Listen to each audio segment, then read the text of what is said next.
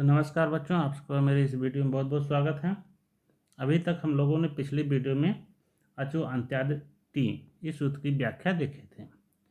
वहाँ पर बताया गया था कि अचो में जो अंतिम अच होता है वह जिसके आदि में होता है उस वर्ण समुदाय की टी संज्ञा होती है।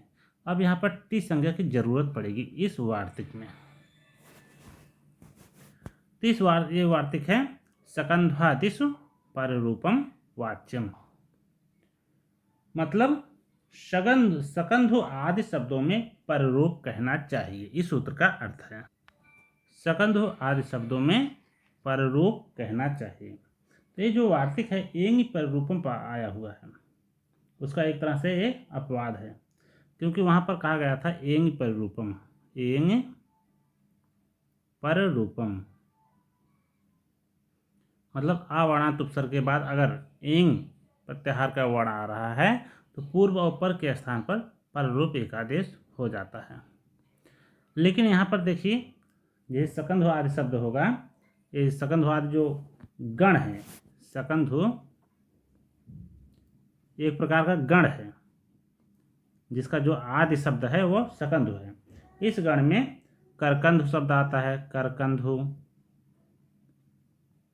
मनीषा शब्द आता है, मनीषा शब्द आता है, पतंजलि शब्द आता है, पतंजलि।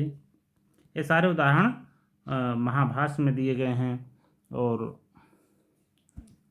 आगे के ग्रंथों जैसे लघु सिद्धांत कौमुदी में दिए गए हैं। इसके अतिरिक्त भी बहुत सारे शब्द आते हैं।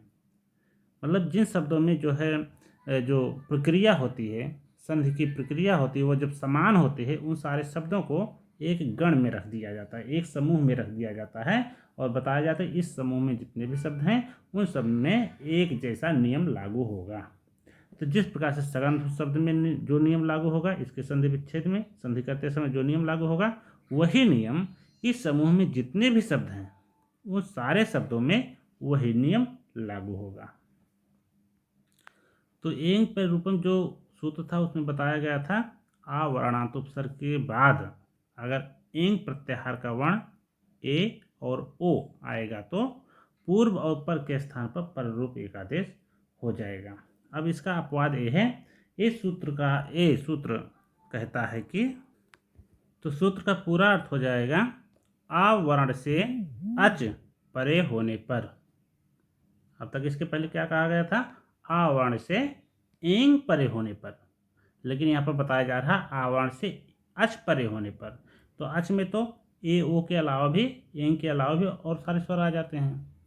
तो आवर्ण से अच परे होने पर सकंधु आदि के विषय में, मतलब सकंधु जो गण है, सकंधु आदि गण है, उन शब्दों में ही, दूसरे शब्दों में नहीं, अब सकंधु आदि शब्दों के विषय में पूर्व पर वर्ण के स्थान पर पररूप एकादेश हो जाता है। इसमें और जोड़ा गया किंतु यह पररूप आकार के स्थान पर नहीं, मतलब जो पूर्व में आकार आया हुआ था उस आकार के स्थान पर नहीं, अपने टी के स्थान पर होता है।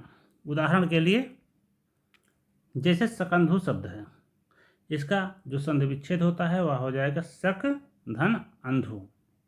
तो सकंधु शब्द का जो अर्थ होता है वह होता है सक देश के लोगों का कुआं। सकंधु मतलब सक देश के लोगों का कुआं। तो इसका संधि विच्छेद हो गया सक धन अंधु। अब देखिए यहाँ पर का के बाद आ है और अंधु में आ है, तो यहाँ पर दोनों को जोड़ करके सकांधु बन जाना चाहिए था। आकाश सवर्ण दीर्घ से दीर्घ हो जाना चाहिए था, लेकिन यहाँ पर दीर्घ नहीं होगा। यहाँ पर सबसे पहले अचो अंत्यादि टी से सूत्र से जो का के बाद आ है उस आ की टी संज्ञा की जाएगी। तो अचो अंत्यादि टी सूत्र से ककारोत्तरवर्ती आकार। तो यहाँ पर सकंधु सक जो शब्द है इसमें का के बाद में जो आ जुड़ा हुआ है उस आ की अचो अंत्यादि टी सूत्र से टी संज्ञा हुई। तो सक हरंत कर दिया, यहाँ पर आ हो गया धन अंधु हूँ। तो यहाँ पर जो आ है इस आ की टी संज्ञा हो गई, आ की टी संज्ञा हो गई। अब देखिए यहाँ पर आ के बाद भी आ है, सवर्ण आ है। ऐसी स्थिति में आकाश सवर्ण दीर्घ से दीर्घ हो जाता था, लेकिन यहाँ पर दीर्घ होने का निषेध कर दिया जा रहा है। और सकंध्वादिश परिरूपम वाच्यम, इस वार्तिक से, तो सकंध्वादिश परिरूपम वाच्यम, इस वार्तिक से टी संज्ञक आकार, टी संज्ञक यहाँ पर जो आकार है, तो टी संज्ञक आकार और परवर्ती अक्ष, परवर्ती अक्ष ये है, परवर्ती अक्ष आकार के स्थान पर पररूप आकार होकर के सक आ, इन दोनों आ के स्थान पर एक आ हो गया परवर्ती आकार, और यह जो आ है यह टी संज्ञक आकार के स्थान पर हो रहा है, तो इन दोनों के स्थान पर आ होकर के सक धन अंधु ऐसा बराबर सकंधु रूप बन जाता है। अब आगे दूसरा उदाहरण है करकंधु। इसका जो संधि विच्छेद होगा वह होगा कर्क धन अंधु। कर्क में का से आ निकाल लिया और अंधु का आ हो गया। अब यहाँ पर भी देखिए आकाशवाणी दीर्घ से आ और